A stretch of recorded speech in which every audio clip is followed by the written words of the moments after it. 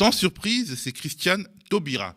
L'ancienne ministre de la Justice de François Hollande a été désignée candidate d'union de la gauche par les électeurs de la primaire populaire, c'est-à-dire un peu moins de 400 000 personnes qui votaient en ligne dans le cadre d'une sorte de consultation devant départager des candidats dont certains avaient refusé de se plier à l'exercice.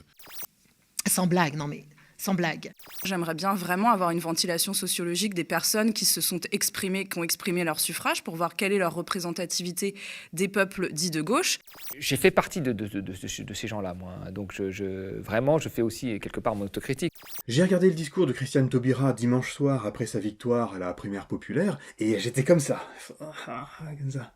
Les phrases creuses où on dit oui, justice sociale, justice environnementale, et puis à la fin, on se colle avec un parti qui a organisé en partie, je veux dire, la casse sociale des collectivités locales, qui a voté les lois travail. On doit faire comme si on avait oublié tout ça. Je suis assez surprise de voir qu'on nous parle de justice sociale, démocratique et écologique sans jamais mentionner l'économie. Vous voyez, c'est pratique. Ça permet par exemple d'évacuer toute analyse conflictuelle du système économique, puisqu'on ne dit jamais précisément contre qui et contre quoi va s'exercer notre politique. On savait déjà qu'elle n'avait pas de programme, mais les Français sont désormais obligés de se rendre à l'évidence. L'ancienne garde des Sceaux de François Hollande, qui a été très loin du terrain politique ces dernières années, n'a pas réfléchi aux grandes questions. Jean Jaurès, Léon Gambetta, celle de Léon Blum, Pierre Mendès France, Mitterrand, Gisèle Halimi, Robert Badinter. Achetez ma bonne soupe, j'ai mis Jean Jaurès sur la boîte.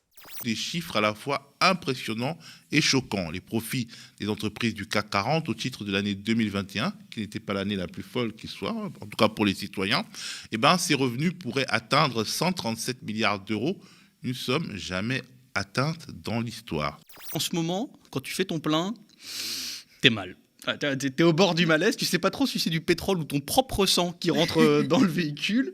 Total Énergie devrait annoncer un résultat net de 15 milliards d'euros, le plus gros jamais réalisé par une entreprise française. Total, qui a un projet à plus de 5 milliards d'euros en Arabie Saoudite, qui d'ici 2024 mettra en place cette méga raffinerie pour transformer du pétrole en plastique. Ils vont pas trop mal, les fournisseurs d'énergie, ça va, ils sont pas au fond du trou. C'est des gens qui sont pleinement conscients de la dimension mortifère de leur business. C'est le capital qui nous détruit sur beaucoup d'autres sujets sociaux, mais en partie sur l'écologie. L'État, c'est toujours l'État du capital. L'État, c'est sur l'État de la classe dirigeante, bien sûr. En 5 ans, la part des aides au logement dans le PIB est passée de 1,82% à 1,63%, une baisse record. À force de coupes, le secteur est aujourd'hui incapable de répondre aux besoins de 4 millions de mal logés. Toutes les personnes qui vont parler d'écologie sans parler des gens, sans parler du quotidien, sans parler des luttes sociales, c'est pas de l'écologie. C'est-à-dire que l'écologie, c'est quelque chose de global. L'antifascisme, l'antiracisme, les luttes coloniales, la question féministe et les luttes de classe, elles se croisent ou elles sont au carrefour du climat. Il est temps de passer de génération sacrifiée à génération révoltée. Il donne envie ce monde d'après. On nous a bien vendu, on a vendu du rêve. Donc voilà, c'est notre pays. Il s'agit de le changer.